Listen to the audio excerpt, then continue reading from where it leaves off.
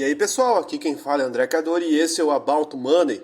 E antes de começar o vídeo, quero pedir o seu like e também a sua inscrição aqui no canal, caso você ainda não seja um inscrito. E nesse vídeo eu gostaria de trazer mais uma análise de trechos de grandes investidores. E dessa vez o trecho que eu vou trazer não é de nenhum grande investidor, mas sim de um grande gestor, que é Henrique Breda, do Alaska Black. Porém o assunto é de um grande investidor, Luiz Alves Pais de Barros, o seu sócio e também o maior participante do Alaska Black, principalmente nas decisões de quais investimentos são realizados no fundo. E o assunto desse vídeo é justamente a forma de trabalhar que os fundos de investimentos da Alaska têm, trabalhando junto com o mega investidor Luiz Alves. Como é que eles tomam decisões em conjunto? Henrique Breda, nesse vídeo que eu vou trazer aqui no canal, fala justamente disso, que várias vezes alguns investimentos onde o Alaska estava com medo de entrar, a coragem de Luiz Alves fez com que o Alaska tomasse uma decisão e finalmente comprasse as ações e entrasse em algum investimento. Da mesma forma acontece o oposto, onde os fundos e o pessoal do Alaska seguraram o Luiz Alves em investimentos que ele não queria entrar ou que ele já estava pensando em sair. E o mais emblemático caso do Alaska e de Luiz Alves, sem dúvida nenhuma, foi o Magazine Luiza, que foi certamente um dos investimentos que mais se valorizou nos últimos tempos. Obviamente que as pessoas que estão acompanhando a empresa há pouco tempo sabem que ela teve uma queda de mais de 90% desde 2020, 2021, por aí. Porém, para quem acompanha o case desde 2015, sabe que houve uma valorização gigantesca de 2015 até 2020, onde as ações do Magazine Luiza se valorizaram praticamente 1000 vezes. É algo muito raro de se ver e eu particularmente nunca vi um investimento valorizar tanto em pouquíssimos anos. Eu acho que se valorizou até mais que o Bitcoin no mesmo período de tempo. E um dos poucos investidores que estavam entrando no Magazine Luiza foi o Luiz Alves Pais de Barros. E segundo as palavras do próprio Henrique Breda, foi ele que fez com que os fundos do Alaska também entrassem no Magalu. Todo mundo estava morrendo de medo de entrar no Magazine Luiza devido ao fato de que em 2015 e 2016 o setor de varejo sofria muito e era um dos setores que mais estava sendo impactado naquele momento devido a toda a crise que o Brasil vivia naquela época. Todo mundo falava que o Magazine Luiza naquela época iria quebrar, que ele estava numa situação quase que irrecuperável. Diversas outras empresas de varejo quebraram nessa época também. E por mais que os fundos Alaska estivessem de olho no Magazine Luiza, apenas Luiz Alves estava comprando.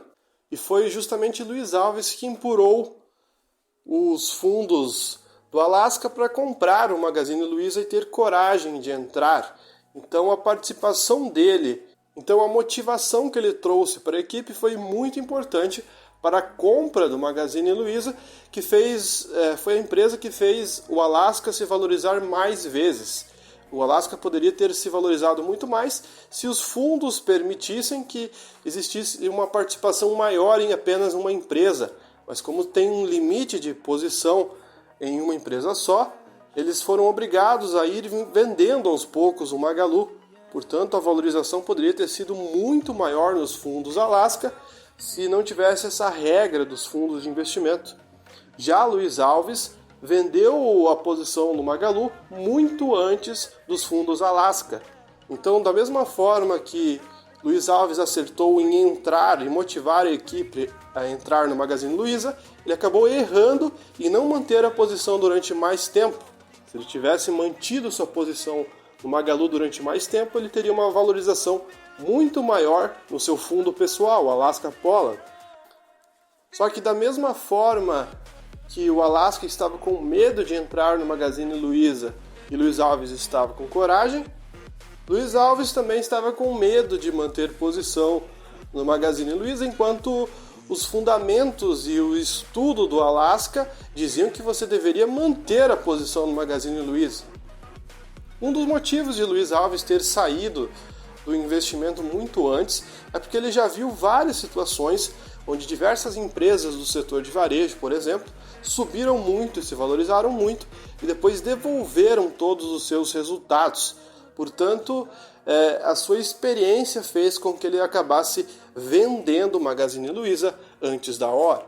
E eu acho que ele conseguiu manter a posição durante muito mais tempo que a maioria dos investidores conseguiria manter. Qualquer investidor que visse seu patrimônio multiplicar por 2 ou por 3 já teria se desfeito da sua posição. Pouquíssimas pessoas aguentariam pegar todas essas 1000 vezes de valorização no Magazine Luiza. Mas enfim, fiquem com o corte onde o Breda exemplifica muito melhor essa história do Alasca e de Luiz Alves. Até para ir pro final, que eu sei que você tem horário e tal, teve alguma ação, alguma coisa que você falou assim, vou comprar, você falou não compra, você foi lá e comprou e deu errado?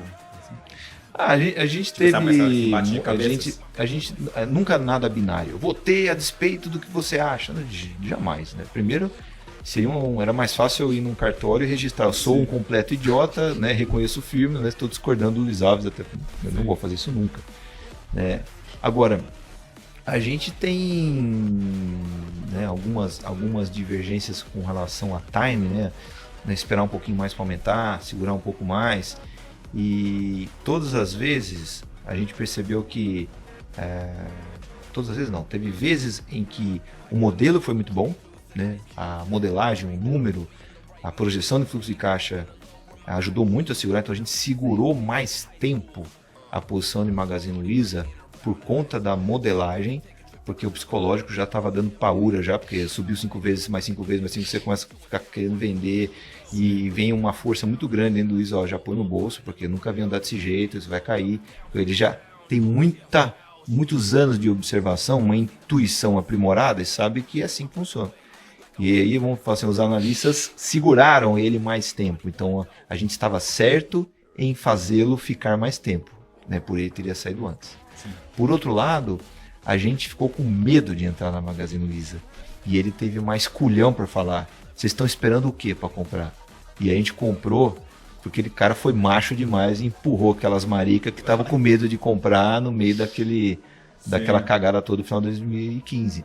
Então, essas coisas, eu peguei um exemplo muito drástico, mas essas coisas, onde ele acelera o time, ou o time puxa ele para um canto, é a coisa mais linda do mundo de ver, porque você vê o Luiz Alves acatando a opinião de um cara que tem metade da idade dele, ou de um analista, porque confia completamente no número que está sendo projetado e fala, tá certo.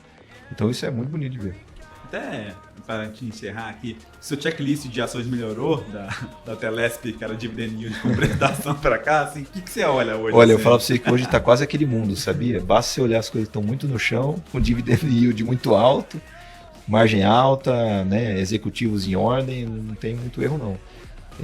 Eu diria que a gente está naquela fase onde não precisa sofisticar não. Velho investe em padrãozão, sabe? Telesp, sempre entre Telesp. Se você fizer aquele filtro basicão, né? Olha, eu estou pulando várias etapas, não estou falando de DCF, cálculo de TIR, que é as coisas que a gente faz. Tá? Mas se a pessoa olha o dividendo, aquela empresa vai continuar, o negócio dela vai continuar existindo, né? Porque a empresa pode estar pagando dividendo agora porque vai quebrar, está distribuindo, né, o último fio de cabelo que existe e depois vai sumir. Igual a Telemar fez isso, então toma cuidado. Mas se tem dividendo alto, se é uma empresa em ordem, né, com pessoas em ordem, um business que continua, tem crescimento, múltiplos super baixos, você vai querer esperar o quê, né? Mas isso infelizmente só vai funcionar para uma minoria. Porque se você fala, empurrar, né? Se você fala isso para uma pessoa, ela vai e compra, cai 50%, ela zera tudo com prejuízo, nunca mais recupera. Psicológico, né? Que é a parte mais fundamental de investir. Né? Exato. Então acho que o recado principal para as pessoas é o seguinte: a pessoa fazer uma autoanálise e falar o seguinte: o meu psicológico, o meu espírito aguenta apanhar muito 50%, 60% e ter a pior carteira, a pior performance na roda dos meus amigos e as pessoas ficarem 5 anos me chamando de burro por fazer o que eu faço. Se você eu não quero passar por isso, melhor nem chegar perto das ações, porque eventualmente você vai passar por isso. Sim. E se o bullying